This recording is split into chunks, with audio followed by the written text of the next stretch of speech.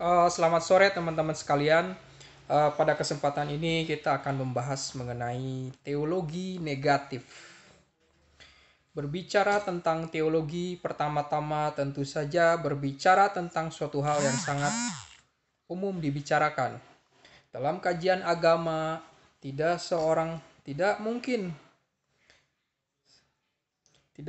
mendiskusikan agama tanpa berbicara tentang teologi yang mendasari paham keagamaan tersebut.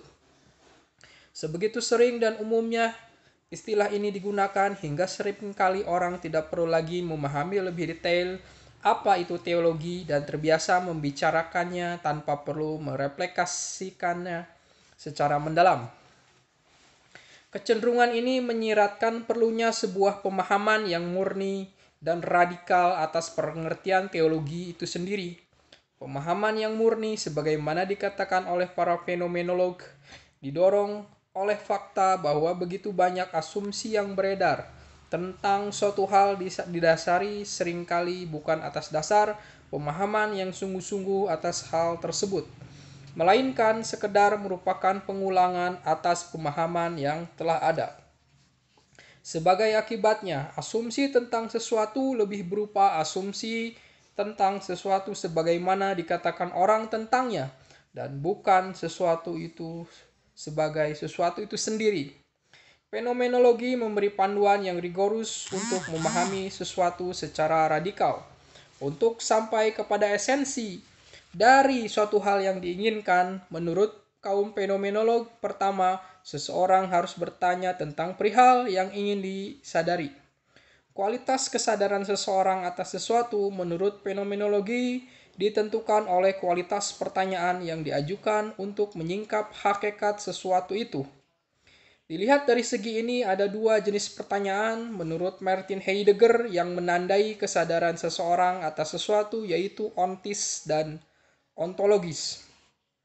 Pertanyaan ontis adalah pertanyaan yang didasari keinginan untuk mengetahui sesuatu secara apa adanya. Dalam mendekati sebuah objek, seseorang hanya ingin sekedar mengetahui kondisi faktual sesuatu itu tanpa keinginan untuk lanjut untuk merefleksikannya secara mendalam. Pertanyaan ini dilakukan oleh orang-orang pada umumnya dalam kehidupan sehari-hari. Modus pertanyaan ini adalah sekedar bertanya untuk sekedar mengetahui fakta sesuatu. Tidak butuh refleksi mendalam untuk sekedar menjawab pertanyaan ontis. Pertanyaan ini dapat dirumuskan secara sederhana dalam bentuk apakah itu, dan tidak butuh jawaban kompleks untuk menjawabnya. Tetapi berbeda dengan pertanyaan ontis, pertanyaan ontologis bukan pertanyaan sederhana, tapi pertanyaan yang didasari keinginan untuk mengetahui hakikat sesuatu. Pertanyaan ontologis adalah cara untuk mengetahui hakikat sesuatu dengan jernih dan radikal. Pertanyaan ini tidak sekedar bertanya, tetapi mempertanyakan. Tidak sekedar hanya mengajukan pertanyaan, tetapi memperkaya pertanyaan. Dapat dikatakan jika pertanyaan ontis adalah pertanyaan ilmuwan, pertanyaan ontologis adalah pertanyaan filosof. Dengan demikian, teologi, sesuatu yang telah umum didengar dan diwacanakan selama ini, perlu dihadapkan pada pertanyaan ontologis jika ingin dibedah secara filosofis. Untuk memahami hakikat teologi negatif, pertanyaan yang radikal mendasar tentang teologi harus terlebih dahulu diajukan. Memahami hakikat teologi secara konseptual akan memudahkan seseorang untuk memahami keterbatasan bahasa teologi dan sejauh mana teologi negatif muncul sebagai wacana lain dalam diskursus ketuhanan. Untuk keperluan metodologis, teologi perlu terlebih dahulu dibagi ke dalam dua aspek. Yang pertama, teologi sebagai sistem keyakinan, dan kedua, teologi sebagai kajian. Sebagai sistem keyakinan, teologi merujuk pada pandangan dunia yang dibentuk oleh cita-cita ketuhanan, yang secara intrinsik terkandung di dalam praktek keberagaman itu sendiri. Sebagai sistem keyakinan, teologi adalah seperangkat doktrin yang diyakini dalam suatu agama dan dijalinkan secara penuh sadar oleh pemeluknya. Karenanya dalam konteks ini, teologi merupakan sesuatu yang historis dan kontekstual. Ia bersifat historis karena terjadi di dalam suatu lingkup kesejarahan tertentu, misalnya kemunculan gereja dalam agama Kristen atau peristiwa tahkim dalam Islam yang kemudian melahirkan kalam. Selanjutnya, ia bersifat kontekstual karena disituasikan oleh konteks tertentu yang historis dan partikular. Sementara itu, di sisi lain, teologi muncul sebagai sebuah kajian. Sebagai sebuah kajian, teologi merujuk pada wacana yang diatribut karena teologi berbicara tentang dasar-dasar keimanan yang merupakan pengetahuan terpenting dalam beragama. Agama wahyu yang lain, Yahudi, juga memiliki definisi tersendiri tentang teologi. Seperti halnya umat Islam, umat Yahudi menyebut teologi juga sebagai kalam. Ini disebabkan karena perkembangan teologi Yahudi sedikit banyak dipengaruhi oleh perkembangan kalam dalam Islam. Tokoh terpenting dalam kalam Yahudi, Sa'ada bin Yosef, mendefinisikan teologi Yahudi sebagai pengetahuan tentang dasar-dasar keimanan yang bersumber dari kebenaran kitab suci dan penalaran akal. Dalam pengertian ini, teologi Yahudi sangat dekat dengan definisi Kapadokia tentang kerigma dan dogma. Kajian historis tentang teologi sebagai sistem keyakinan seperti sudah dikemukakan di atas dan memberikan gambaran betapa definisi teologi itu sendiri sangatlah beragam. Definisinya sangat kontekstual, historis, dan partikular, tergantung ke ranah mana teologi itu dipahami.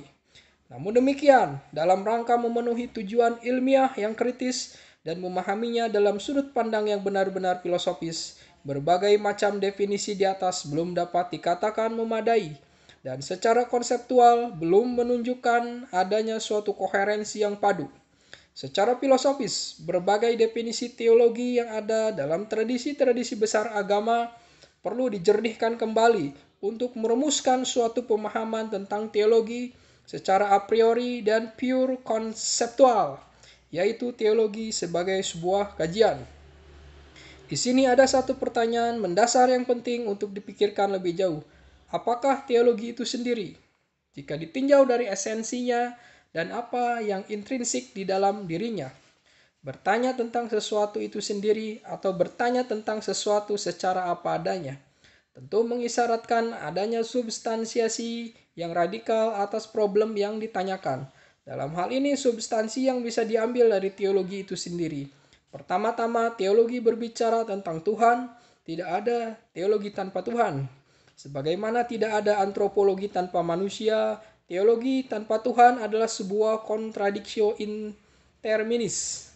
Memang benar bahwa bukan soal Tuhan ansih yang didiskusikan dalam teologi. Secara tematik, teologi memiliki banyak varian subjek yang dibicarakan seperti persoalan iman, dosa, eskatologi, atau kenabian. Namun jika dibedah secara mendalam dan semua problematika yang ada di dalamnya dijernihkan, wacana substantif dalam teologi itu sendiri berpusat kepada Tuhan dan konteks teologi selalu berarti konteks ketuhanan. Jika demikian bisa dikatakan bahwa Tuhan adalah penanda utama teologi. Tuhan adalah alfa dan omega teologi. Titik berangkat sekaligus titik akhir dari refleksi dan pemikiran dalam teologi. Seluruh pondasi teologi dibangun atas kehadiran Tuhan sebagai faktor utama. Karena demikian fundamentalnya pembicaraan tentang Tuhan dalam teologi, maka dapat disimpulkan bahwa subjek Tuhan adalah eidos, substansi sekaligus idea yang memungkinkan teologi ada sebagai sebuah wacana. Jika Tuhan adalah subjek teologi yang terpenting, yang dengan seluruh refleksi teologis mungkin dilakukan, maka pertanyaan berikut yang perlu dijawab adalah dengan apa Tuhan itu dapat dibicarakan? Atau dalam ungkapan lain, medium apa yang memungkinkan Tuhan diungkap sekaligus dibicarakan oleh teologi? Sebagaimana terungkap dari akar terminologisnya theos dan logos, teologi jelas merupakan sebuah pembicaraan dan setiap pembicaraan merupakan langkah pertama menuju pengetahuan. Jelas, teologi adalah sebuah pengetahuan. Kalaupun pada mulanya ia tidak diniatkan sebagai pengetahuan berdiri sendiri, setidaknya ia adalah upaya untuk mengetahui. Upaya tersebut kemudian melahirkan pertanyaan yang kemudian melahirkan jawaban dan pertanyaan-pertanyaan. Sebagai sekumpulan pernyataan, teologi kemudian membentuk wacana yang merupakan eksplisitasi dari suatu keyakinan religius tertentu dan Tuhan dibicarakan, dikontestasikan, dan ditelaah dalam kerangka wacana itu. Dengan demikian kita menjumpai substansi kedua dari teologi selain substansi yang pertama tentang subjeknya yang terpusat pada Tuhan, yakni fakta bahwa teologi merupakan sebuah eksperimentasi pengetahuan atau wacana tentang Tuhan. Pengetahuan atau wacana adalah medium di mana Tuhan dibicarakan dan ditelaah. Satu-satunya medium yang memungkinkan teologi untuk mendekati tema ini sebagai suatu arena disiplin keilmuan tersendiri. Di atas wacana ini, dalam aspek yang murni, apa yang tampak pada teologi adalah transendentalitas objeknya, Tuhan. Bukan hal yang sembarangan untuk dibicarakan dan berupaya mengenali Tuhan, bukanlah upaya main-main, melainkan upaya untuk mencapai yang transenden itu sendiri. Transendentalitas objek dalam teologi dapat dimaknai sebagai sesuatu yang suci dan gaib, yang berada di luar batas indera dan nalar manusia. Kajian tentang teologi yang transenden tadi memang mendekatkan teologi pada filsafat. Tetapi teologi memiliki perbedaannya sendiri, karena tujuan teologi bukanlah pengetahuan itu sendiri, melainkan nanti apa yang disebut dengan keimanan. Dengan ketiga substansiasi di atas, Tuhan, wacana, dan transendentalitas, maka secara filosofis sebuah definisi yang ketat sekaligus mewakili seluruh pergerakan teologi dapat dituliskan. Jika ada suatu definisi yang cukup sederhana sekaligus kompleks tentang teologi, kiranya definisi itu adalah sebagai berikut. Teologi adalah wacana pengetahuan tentang Tuhan sebagai yang transenden. Dengan definisi ini maka menjadi jelas perbedaan teologi dengan sains, ilmu alam, antropologi, ilmu manusia. Sains dengan segala jenisnya, fisika, matematika, biologi, dan seterusnya adalah wacana tentang apa yang belum tampak dalam konteks yang tampak. Sains berbicara tentang segala hal yang belum tampak untuk dimengerti dan dipahami dengan hukum-hukum alam yang tampak secara fisik. Sementara demikian juga antropologi adalah wacana tentang apa yang belum tampak untuk dimengerti, dipahami dengan hukum-hukum manusia yang tampak. Teologi berbeda, ia ingin memahami yang tidak tampak, yang gaib, dan transenden dari manusia, dan kemudian mengimaninya. Maka bisa dimengerti bila dalam Islam misalnya teologi bertujuan untuk menebalkan keimanan atas yang gaib. Dalam bahasa yang kurang lebih serupa, Santa Agustinus dari Kristen merumuskan bahwa teologi bertujuan mengantar kepada misteri kekristenan, sementara dalam tradisi Yahudi, teologi tidak lain adalah sarana untuk mencapai hikmah atau kebijaksanaan tersembunyi yang terselubung di balik semua fenomena kasat mata yang gaib, misteri, dan kebijakan tersembunyi. Pendefinisian di atas baru sekelumit upaya untuk mengungkap dimensi terdalam teologi, tetapi sebuah definisi baru sebatas menangkap inti substansial dari suatu perkara, namun belum melangkah lebih jauh untuk mengungkap bagaimana suatu gagasan beroperasi. Apa yang membedakan teologi dengan ilmu lain sebenarnya terletak pada cara kerjanya, pada operasi konseptualnya, dan istilah yang lebih tepat pada epistemologinya. Meski berbicara tentang yang transenden, teologi berbeda dengan filsafat murni dalam hal tertentu juga berupaya memberikan jawaban tentang yang transenden. Epistemologi teologi memiliki cara kerjanya sendiri yang mengkarakterisasi cara kerja teolog berpikir tentang ilmu ini. Teologi merupakan upaya untuk menalar Tuhan dan yang transenden. Dalam proses bernalar, para teolog berusaha mencari apa yang diistilahkan oleh Karl Rahner sebagai fundamentum, realitas mendasar yang dapat dijadikan pokok keimanan dan keyakinan. Maka karena selalu berusaha mencari realitas mendalam dari yang transenden, Sebagai konsekuensinya, teologi pun senantiasa ingin mencari asal-usul, sumber atau origin dari pengetahuannya. Wahyu membentuk dimensi normatif dari teologi, nalar membentuk dimensi rasionalitas dalam teologi, sedangkan tradisi membentuk suatu dimensi gabungan antara keduanya, yaitu dimensi wahyu dan nalar. Dalam teologi, peran wahyu menduduki posisi utama yang tidak tergantikan, karena tanpa wahyu tidak ada referensi tekstual yang pasti dapat memberikan jaminan kebenaran bagi keimanan, sementara tugas teologi adalah memberikan jaminan itu. Wahyu merupakan logos dalam pengertian yang sejati dari teologi, sebab wahyu adalah firman itu Tuhan itu sendiri dari Tuhan, sang logos. Dalam arti ini, wahyu bersifat jaminan kebenaran yang terkandung secara internal dalam wahyu itu sendiri tanpa membutuhkan perantara eksternal apapun di luar dirinya. Wahyu yang memanifestasikan dirinya dalam Tanakh Yahudi, Yesus, Kristen, dan Al-Quran menjadi sumber kebenaran agama dan juga kebenaran teologi dan validitas klaim pengetahuan dalam teologi. Teologi Yahudi seperti tulis oleh Gottman, paparan tentang asumsi-asumsinya yang mendasar yang tersirat dalam Injil dan Talmud. Teologi Kristen adalah pembenaran atas pewahyuan Tuhan melalui diri Yesus kepada umat manusia. Teologi Islam demikian pun dalam konteks ini merupakan penjabaran atas ajaran-ajaran keimanan yang termaktub di dalam Al-Quran. Sumber kedua teologi adalah nalar atau akal. Yang dimaksud dengan nalar adalah daya rasional manusia untuk memikirkan sesuatu. Nalar berpikir tentang hal-hal yang dapat dicerna oleh pikiran, kemudian mencocokkan apa yang diperolehnya dengan perantara pernyataan wahyu.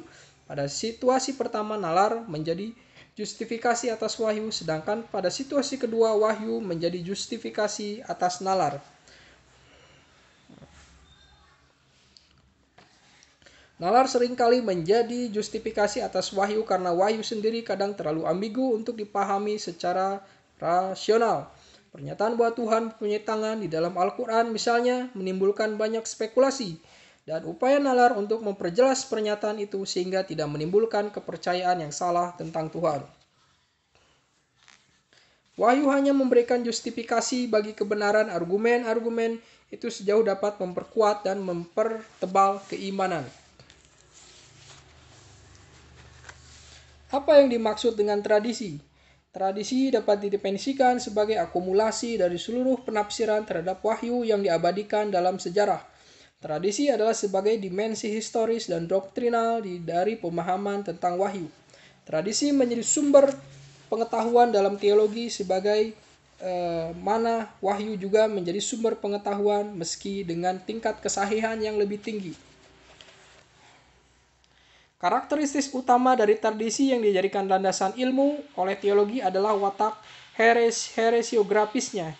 Heresiografis adalah literatur tentang kelompok-kelompok yang dianggap menyimpang dari iman yang benar. Sifat heresiografis ini memberikan corak yang khas pada teologi sebagai ilmu membedakan kebenaran dan kesesatan.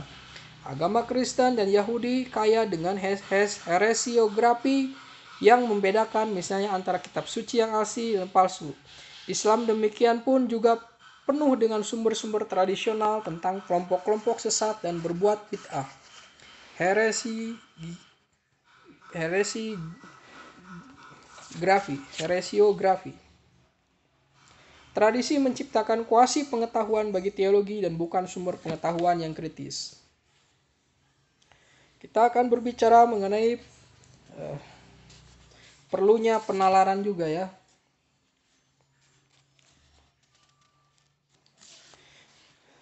Qadi Abdul Jabbar, pemikir teologi Mu'tazilah, memetakan 4 bentuk logika analogi dalam penalaran kaum teolog. Pertama, menganalogikan sesuatu yang terlihat dengan kasat mata as-sahid dengan sesuatu yang tidak terlihat al-ghaib karena keserupaan signifikasi keduanya. Hal ini dicontohkan dengan penalaran teologis tentang kemampuan Tuhan melakukan sesuatu. Bagaimana menetapkan suatu prinsip bahwa Tuhan kuasa melakukan segalanya? Menurut kaum teolog, jika di alam yang terlihat ini tindakan manusia menunjukkan bahwa ia mampu, demikian juga dengan Tuhan yang tak terlihat mampu melakukan sesuatu karena Tuhan juga bertindak. Kemampuan manusia menganalogikan dengan kemampuan Tuhan karena keduanya serupa dalam potensi tindakan yang bisa dimunculkan. Tujuan pengetahuan.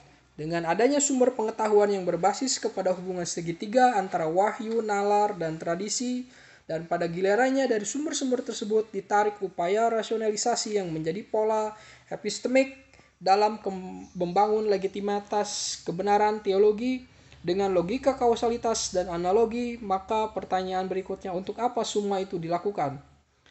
Jika dilihat dari sudut pandang aksiologisnya, dapat dengan gamblang dikatakan bahwa tujuan utama dari refleksi teologi adalah keimanan, yang disebut dalam bahasa teologi Islam sebagai al-iman, atau dalam Kristen disebut fides, atau dalam bahasa teologi Yahudi disebut dengan akedah, dan yang di zaman kontemporer disebut dengan faith. Apa hakikat keimanan? Untuk memahami hakikat keimanan, terlebih dahulu keimanan perlu dibedakan dari kepercayaan. Kepercayaan adalah suatu perasaan kuat yang muncul dari relasi antara seseorang dan yang lain, karena penampakan salah satu pihak kepada yang lain sebagai sosok yang benar dan dapat diharapkan. Kepercayaan lahir dari kebenaran yang tampak kepada seseorang. Salah satu ekspresi dari kebenaran ini adalah kejujuran. X percaya kepada Y karena Y tampak jujur dan benar kepada X. Keimanan berbeda dari kepercayaan. Keimanan pada awalnya berangkat dari kepercayaan, tetapi keimanan merupakan tahap yang lebih tinggi dari kepercayaan, sebab dalam keimanan, kepercayaan itu telah mencapai puncak intensitasnya. Keimanan karenanya dapat dipahami sebagai suatu kepercayaan yang sangat kuat. Dalam keimanan faith muncul kesaksian, kepasrahan, kesetiaan. Jadi di dalam keimanan itu ada kesaksian, kepasrahan, dan kesetiaan. Keimanan itu harus saksian, menyaksikan, pasrah, dan setia. Keimanan perlu dibedakan dari apa yang disebut dengan belief, atau dalam bahasa Indonesianya adalah kepercayaan. Ideologi merupakan suatu yang mirip seperti agama karena menuntut pada pengikutnya untuk percaya kepada kebenarannya. Namun ideologi bukan agama karena objek yang dipercayai bersifat sekunder. Teologi sesungguhnya adalah pengetahuan yang terarah untuk membangun keyakinan. Pengetahuan memberikan kerangka yang memungkinkan objeknya Tuhan dapat ditambahkan secara utuh untuk dipahami kemudian diyakini. Teologi sebagai metafisika ketuhanan.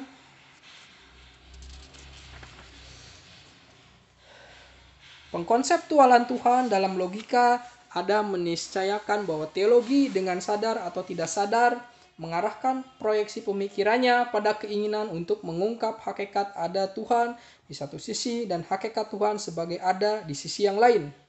Teologi menampilkan cara berpikir yang khas metafisis, tidak saja menampilkan cara berpikir secara metafisis dalam pengertian performatif. Teologi pun adalah metafisika itu sendiri. Metafisika dalam hal ini secara resiprokal adalah teologis. Teologi memang tidak berbicara tentang ada secara langsung, namun ia berbicara tentang Tuhan yang seringkali diidentikan dengan ada itu sendiri. Dalam proses pembicaraan itu ada asumsi yang mengandaikan keterpahaman Tuhan, bahwa Tuhan dapat dibicarakan dalam kerangka yang ia pahami dan bahwa penyebutan yang dilekatkan kepadanya dengan kerangka itu dapat mewakili adanya. Inilah yang disebut dengan thematization of being. Kemudian, ilmu kalam menyuguhkan suatu contoh penafsiran mengenai hakikat ada bagi Allah. Apakah yang dimaksud sesungguhnya dengan keberadaan Allah atau wujud Allah? Apa arti ada itu sendiri? Menurut para teolog, arti dari keberadaan Allah, wujud Allah adalah Allah itu ada. Menurut mereka, ada perbedaan definitif antara ungkapan pertama, wujud Allah, dengan ungkapan yang kedua, Allah maujud. Dalam ungkapan pertama, ada masih tidak menentu, masih bersifat ma'rifah. Dan baru sedikit tanpa dapat dipahami ketika kata itu dinisbahkan dengan Allah. Tetapi dalam ungkapan kedua, Allah maujud, ada, telah diintrinsik dalam Allah itu sendiri sehingga maknanya dapat dimengerti. Arti ada bagi Allah adalah Allah maujud. Pendapat ini dinukilkan dari ungkapan Abu Abdillah Al-Basri yang dikutip muridnya, salah seorang pendiri mazhab Mu'tazilah Qadhi Abdul Jabbar, ketika Abdul Jabbar mendiskusikan hakikat penyebutan maujud Allah. Allah menurut Al-Basri baru bisa dipahami status adanya ketika kita memahaminya sebagai maujud. Al-Basri lebih lanjut merinci bahwa maujud di sini berarti yang ada dan yang tetap. Pertanyaan kemudian, mengapa kaum teolog mengajurkan untuk mengubah kata wujud menjadi maujud? Hal ini jelas dan sifat metafisis teologi. Teologi mengandaikan adanya tingkat keterpahaman tertentu akan Tuhan yang mengasumsikan bahwa Tuhan dapat dipahami. Allah menurut kaum teolog dapat disebut sebagai sesuatu. Penyebutan Allah sebagai sesuatu itu adalah logis, karena jika Allah itu maujud, maka satu-satunya istilah yang mencerminkan kemaujudannya adalah sesuatu.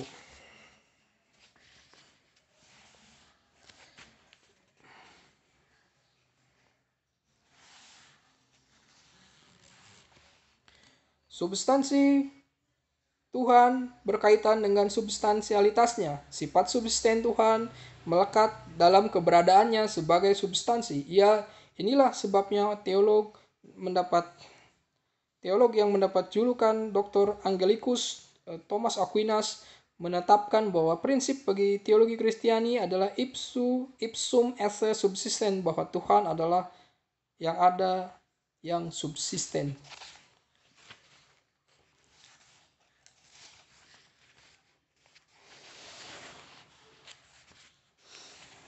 Jika dalam menjelaskan tentang teologi di atas, kita perlu terlebih dahulu mendefinisikan apa teologi dan mencari substansi mendasar pengertian definisi tersebut. Teologi negatif, wacana yang sedikit ganjil di kalangan para pengkaji agama.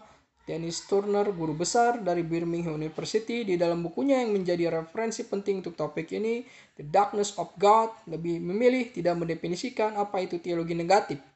Barangkali menurut Turner, teologi negatif tidak perlu didefinisikan karena hal itu lebih sesuai dengan namanya yang berkonotasi negatif. Pendefinisian teologi negatif hanya bisa dilakukan dengan ungkapan yang juga negatif. Kesulitan untuk mendefinisikan teologi negatif ini bukan mengada-ngada. Secara intrinsik, hal ini nampaknya disebabkan oleh tidak adanya kesepakatan tentang makna positif dari istilah itu, sebagaimana disyaratkan Derrida dalam sebuah risalah tentang persoalan ini. Setiap orang dapat memahami istilah ini dengan perspektif dan sudut pandang berbeda. Teologi negatif menunjukkan suatu pola saying not tentang Tuhan, bahwa ungkapan apapun tentang Tuhan harus dinegasikan. Teologi yang ada selama ini misalnya mengajarkan bahwa seseorang harus beriman dan percaya bahwa Tuhan itu ada, tetapi seseorang menganut teologi negatif akan mengatakan Tuhan tidak ada. Dengan mengatakan bahwa Tuhan tidak ada, seorang penganut teologi negatif tentu saja tidak hendak menafikan keberadaan Tuhan, tetapi hanya ingin menyiratkan bahwa kita tidak pernah benar-benar mengetahui keberadaannya, bahwa keberadaannya adalah misteri. Teologi negatif memiliki perbedaan yang mencolok dan sangat antitetikal dengan teologi yang ada, karena di dalamnya terkandung dua prinsip negasi dan negativitas di atas. Perbedaan seperti diuraikan nanti, bahwa konsekuensi dan pola-pola pendekatan tertentu dalam mendekati Tuhan, ketika mendekati Tuhan dan problem ketuhanan. Memang teologi negatif tidak akan pernah terpisahkan dari teologi yang ada. Suatu fakta yang perlu digarisbawahi bahwa teologi negatif hanya bisa dipahami dan didefinisikan dalam hubungannya yang kontradiktoris dan dialektis dengan teologi yang ada. Teologi negatif adalah teologi yang didasarkan pada prinsip negasi dan negativitas. Sejarah teologi negatif, Nabi Ibrahim tampaknya adalah orang pertama dalam sejarah agama yang mengalami momen negatif dalam perjumpaannya dengan Tuhan. Dia mencari Tuhan dari satu penalaran tentang apakah Tuhan itu matahari, apakah Tuhan itu bintang, apakah Tuhan itu sosok sesuatu. Dan pada akhirnya penegasian Tuhan itulah itu yang dia menyebabkan dia sampai kepada Tuhan itu sendiri. Teologi negatif dalam Yahudi banyak diambil dari penafsiran terhadap pengalaman-pengalaman Musa dalam berinteraksi dengan Tuhan. Satu pengalaman yang terkenal dalam sejarah agama ialah pertemuan Musa dengan Tuhan di Bukit Sinai untuk menerima Taurat, Perjanjian Lama, dan Al-Quran merekam bagaimana peristiwa itu berlangsung. Tuhan berfirman kepada Musa, "Naiklah menghadap aku ke atas gunung, dan tinggallah di sana, maka aku akan memberikan kepadamu loh batu, yakni hukum dan perintah, yang telah kutuliskan untuk diajarkan kepada mereka." Lalu bangunlah Musa dan Yosua abdinya. Maka naiklah Musa ke atas gunung Allah itu. Maka Musa mendaki gunung dan awan itu menutupinya. Kemuliaan Tuhan diam di atas gunung Sinai dan awan itu menutupi 6 hari namanya. Pada hari ketujuh dipanggilnya Musa di tengah-tengah awan itu. Tampaknya kemuliaan Tuhan sebagai api yang menghanguskan di puncak gunung itu pada pemandangan orang Israel. Dan tatkala Musa datang untuk bermunajat pada waktu yang telah kami tentukan, dan Tuhan telah berfirman kepadanya, berkatalah Musa, "Ya Tuhanku, tampakkanlah dirimu kepadaku agar aku dapat melihatmu." Tuhan berfirman, "Kamu sekali-kali tidak akan sanggup melihatku, tapi lihatlah bukit itu, maka jika ia tetap di tempatnya, niscaya kamu dapat melihatku." Tatkala Tuhan menampakkan dirinya kepada gunung itu, jadikannya gunung itu hancur luluh dan Musa pun jatuh pingsan. Kaum Kabalis menyatakan bahwa tidak ada pengetahuan religius yang mungkin tentang Tuhan. Betapapun tinggi dan agungnya pengetahuan tersebut, bagi mereka Tuhan tidak dapat dibicarakan dengan kerangka pengetahuan dalam pemahaman manusia. Para Kabalis memiliki satu term untuk mengkonsepsikan pandangan ini. Mereka menyebut Tuhan sebagai Ein Sof.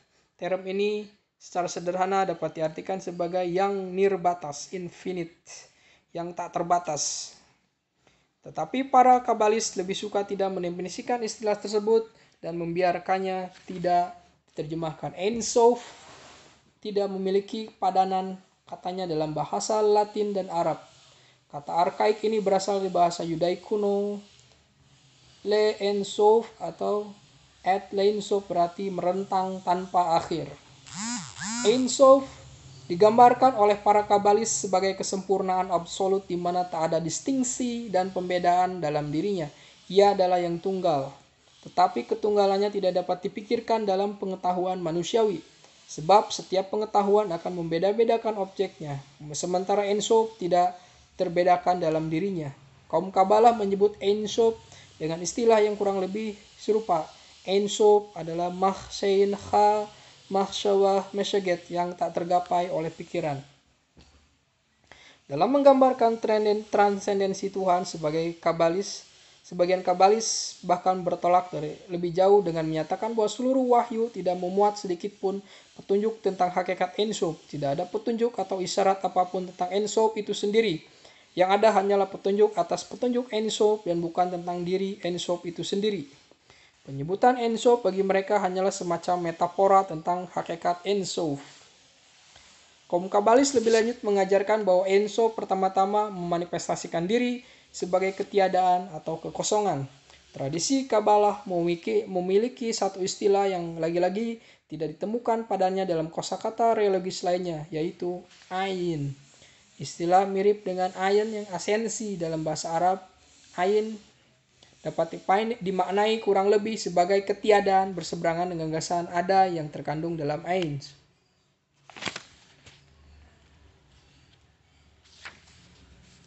Ein Sof menampakkan diri menurut Kabalah pertama-tama sebagai ketiadaan. Ketiadaan seutuhnya karena ia tiada, maka segala sesuatu yang ada kemudian muncul darinya. Kabalah menafsirkan doktrin creatio ex nihilo. Dalam penafsiran ini, mereka menafsirkan bahwa segala yang ada bersumber dari ketiadaan azali, dan itu adalah Ein Sof, itu ketiadaan.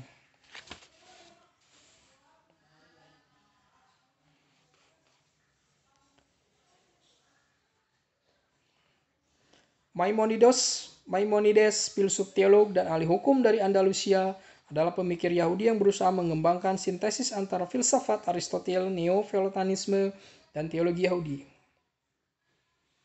Karya yang terpenting adalah Dalail al-Khairin, menunjukkan upaya serius untuk menjelaskan agama, menyelaraskan agama dan filsafat. Dalam konteks teologi negatif, Maimonides membangun argumennya sebagai berikut. Maimonides berpendapat bahwa iman adalah suatu bentuk pengetahuan. Ketika seorang beriman, ia dengan serta-merta menerima suatu pengetahuan yang diwariskan oleh tradisi teologis tertentu. Dalam konteks Maimonides adalah tradisi Yahudi. Menurut Maimonides, kita mengetahui dunia indrawi dari keberadaan dunia material yang terungkap oleh indera. Dengan kata lain, pengetahuan kita terbatas pada manifestasi Tuhan dan bukan pada esensinya. Mengetahui Tuhan secara negatif tidak lain berarti bahwa kita hanya dapat mengetahui apa yang bukan tentang Tuhan. Dengan kata lain, ketika kita mengetahui sesuatu, maka sesuatu pastilah bukan Tuhan. Segala realitas yang ditemui oleh manusia berarti bukan Tuhan itu sendiri. Dan Tuhan bukan realitas itu sendiri. Dengan begitu, secara semantik seseorang hanya dapat mengatakan Tuhan bukan ini dan bukan itu. Tidak pernah dapat mengatakan Tuhan adalah ini dan itu.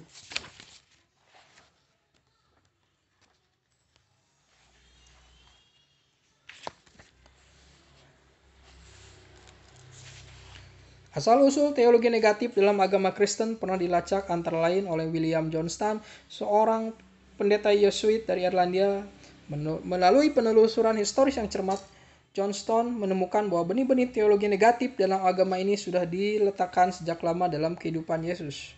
Motif-motif teologi ini berkembang sejalan dengan praktek spiritualis Kristiani berupa doa dan liturgi. Johnson mensinyalir bahwa praktik doa ini telah menjadi motif pertama yang membentuk teologi negatif di masa-masa berikutnya.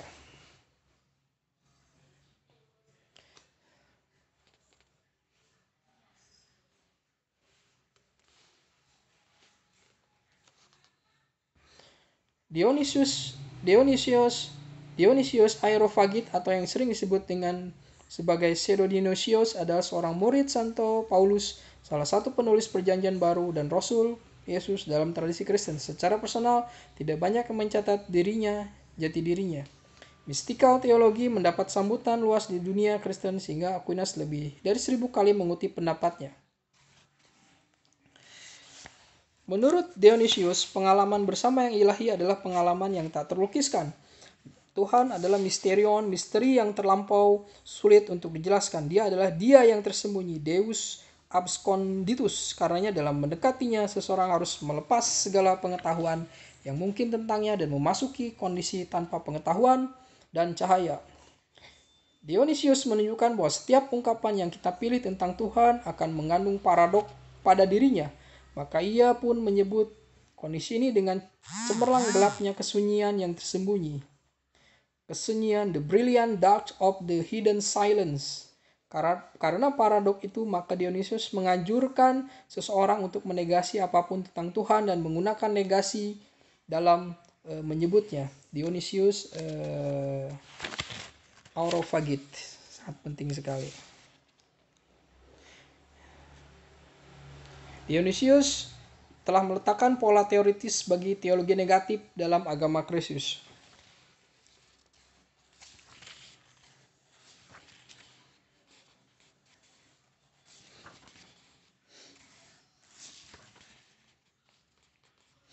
Kita masih akan membahas tentang teologi negatif.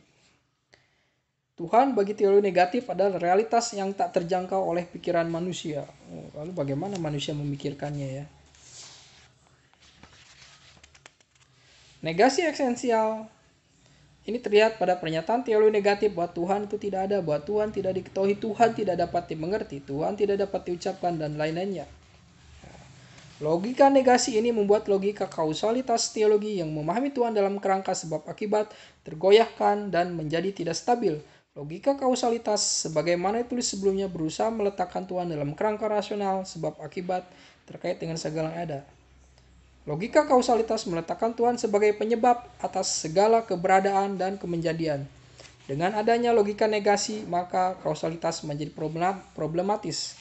Karena jika memang Tuhan adalah penyebab dari segala yang ada, persoalannya adalah bagaimana memastikan keberadaan penyebab itu. Logika paradok ini tampak dalam teori negatif pernyataan Dionysius di atas tentang cemerlang gelapnya kesunyian yang tersembunyi.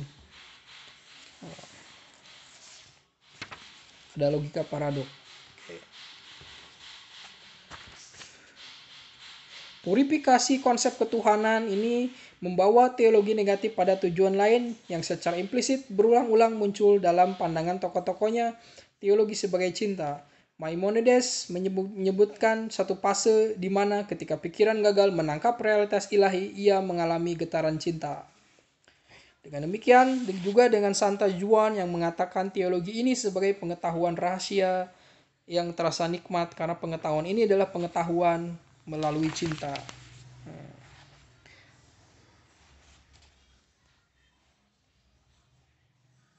Jika teologi pada dasarnya metafisika ketuhanan, maka teologi negatif merupakan kritik atas metafisika ketuhanan. Metafisika berbicara tentang hakikat dari ada, yang ada, dan metafisika ketuhanan mendefinisikan ada dan yang